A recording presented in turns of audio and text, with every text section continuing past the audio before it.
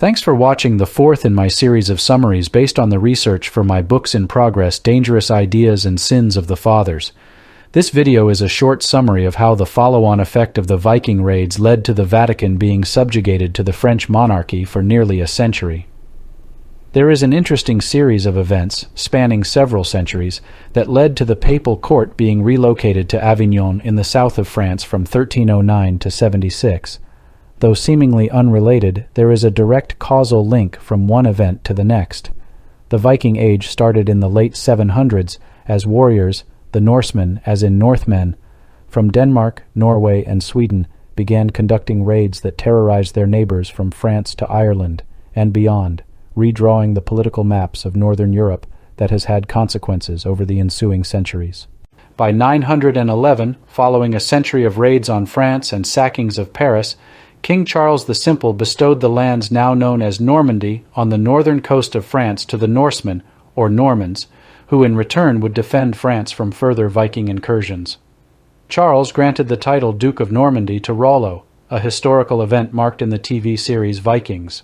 In 1066, the Duke of Normandy, William, crossed the English Channel and took the crown as King of England, while technically remaining a vassal to the King of France through his continental lands and titles. In 1154, William the Conqueror's great-grandson, Henry II, became King of England and also Duke of Normandy. Things became further complicated when Henry II married Eleanor of Aquitaine, and with it came all of her own lands and titles in France, which passed to their descendants, setting the stage for centuries of wars between England and France for control of English crown lands in France. But not before Henry's son, John, he of Magna Carta infamy, lost most of his French holdings in the early 1200s, except Gascony. And it was the French seizure of Gascony in 1293 that would prove to be the flashpoint leading to the events culminating in the Avignon Papacy. In 1294, John's grandson, Edward I, or Longshanks, went to war. Not that war, but the same English king. Anyway, Longshanks was not going to tolerate King Philip IV of France taking Gascony, even though Edward was theoretically a vassal to Philip. It was the Anglo-French War of 1294 to 1303, and its repercussions that caused a standoff between the papacy and the French king over temporal authority, ultimately resulting in nearly a century of papal subjugation to the kings of France. To pay for the war, Edward I and Philip IV taxed the Church in their realms, to which Pope Boniface VIII took exception. As discussed in the last video, for almost 1,000 years the popes had been accumulating political power in Europe and self-declaring the supremacy of the Church over the state. Boniface VIII, thinking himself both spiritually and temporally more powerful than mere kings, issued an encyclical in 1296 excommunicating any member of the Church who paid the taxes and any king who demanded them. Having thrown the gauntlet, Boniface gave Philip plenty of reasons to reassert sovereignty within his realm and put the uppity pope in his place. Philip reacted by banning the export of any financial instruments such as jewels and precious metals.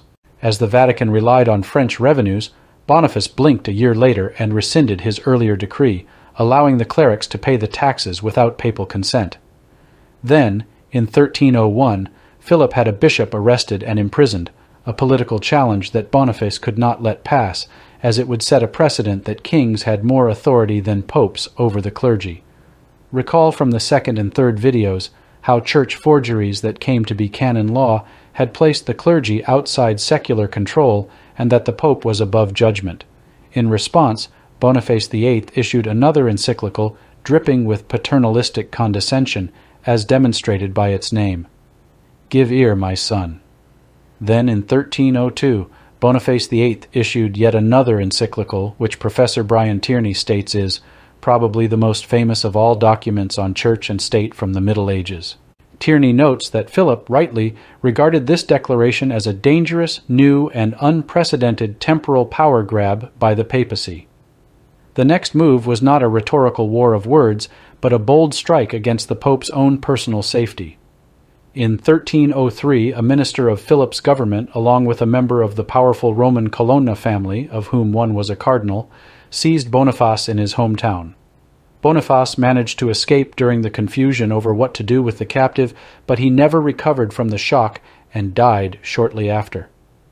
Within 5 years of the death of Boniface, Dante began composing his famous Divine Comedy and placed the recently deceased Pope in the 8th circle of hell for his abuses of church power and finances. For over a year, the papacy remained empty until a compromise candidate thought to be acceptable to all political factions, not a cardinal, but the Archbishop of Bordeaux in Gascony and a subject of Edward, was chosen in 1305 and became Clement V. Clement was made pope in the town of Lyon, with Philip in attendance.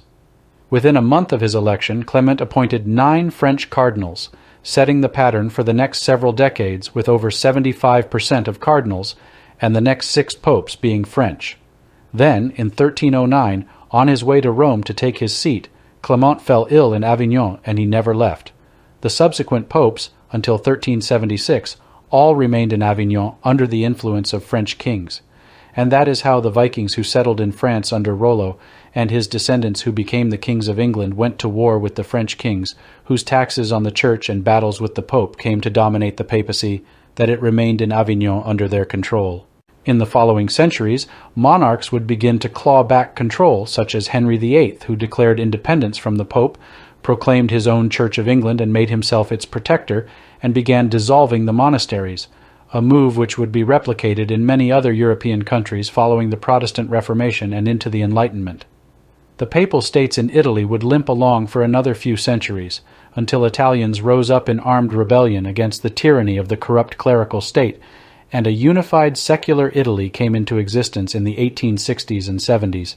Then, in 1929, the fascist dictator Benito Mussolini granted the Vatican independent statehood in return for the Vatican's support of his regime, one authoritarian system scratching the back of another, but that's a topic for a future video. If you like my content, please like and subscribe to get notified of new videos. Please also consider supporting my work by becoming a Patreon sponsor. You can also find me on the following platforms: